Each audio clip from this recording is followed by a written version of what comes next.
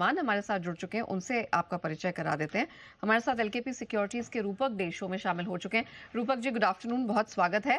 पहले तो जरा बताइए, मार्केट ने ये जो टर्न अराउंड दिखाया है, क्या ये प्रॉफिट बुकिंग इन स्तरों पर कर लेनी चाहिए, या आपको लगता है कि अब यहाँ से फिर से स्ट्रेंथ के सिग्नल्स मिल रहे हैं?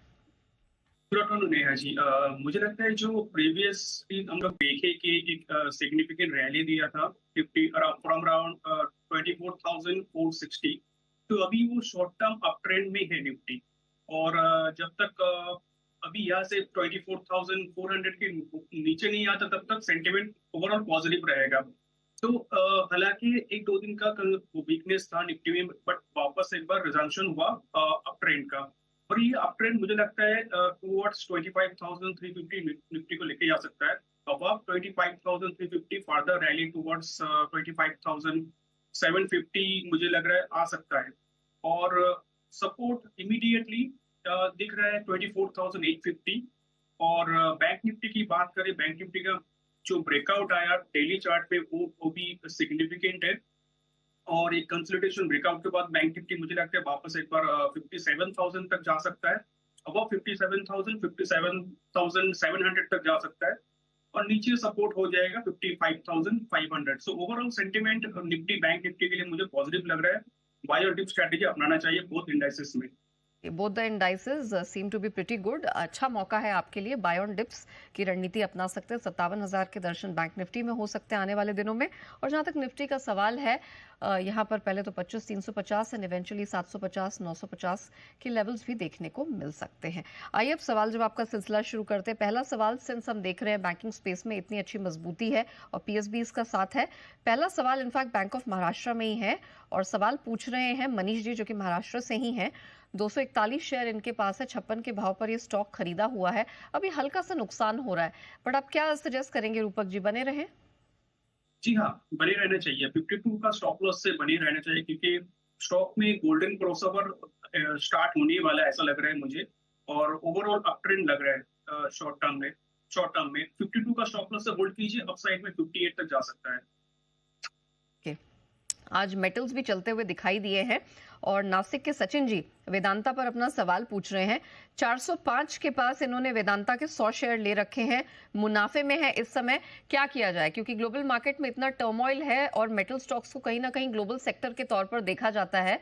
तो जरा बताएं, इन्हें क्या प्रॉफिट बांध लेना चाहिए अपना?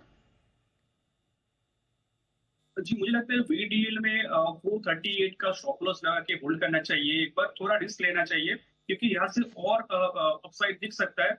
टुवर्ड्स 460 जा सकता है अगर शॉर्ट टर्म में 438 के नीचे नहीं आता है तो hold it with the stop loss of 438। Upside में 460 तक जा सकता है। ओके, स्ट्रेंथ दिखाई दे रही है, 460 तक जाएगी। 438 का आप यहाँ पर स्टॉप लॉस लगाना ना भूलें। रुकते एक छोटे से ब्रेक के लिए, ब्रेक के उस पर भी सवाल जवाब का सिलसिला जारी रहेगा। वेलकम बैक, आप देख रहे हैं मिड कैप बाजार और मार्केट में स्ट्रेंथ बढ़ रही है। डेज हाई के पास इस समय निफ्टी है 25,060 के करीब। सेंसेक्स में तकरीबन 900 पॉइंट्स की स्ट्रेंथ है और 625 अंक ऊपर इस समय निफ्टी बैंक है। रूपक जी, जरा बताइए आपकी बेस्ट पिक्स इस मार्केट में कहां से आ रही है? जी, मोरलेस जो स्ट्रेंथ आ रही है वो ऑटो ये सारी पैक से आ रहे हैं। अपार्ट फ्रॉम एफएमसीजी, बाकी सारे पैक से ये स्ट्रेंथ आ रहे हैं। तो मेरे ख्याल से ये जो स्ट्रेंथ है ये कंटिन्यू रहेगा। बाकी जो स्टॉक्स है मेरे सिलेक्शन में वो रहेगा सीडीएसएल। सबसे पहला स्टॉक रहेगा सीडीएसएल। सीडीएसएल की बात करें तो ये रिसेंट चार्ट पे करेक्शन दिया था, और करेक्शन के बाद एक रैली के लिए रेडी लग रहा है मुझे शॉर्ट टर्म में। तो यहाँ से अगर सेंटिमेंट पॉजिटिव रहता है तो एक रैली टुवर्ड्स 1900 लग रहा है मुझे।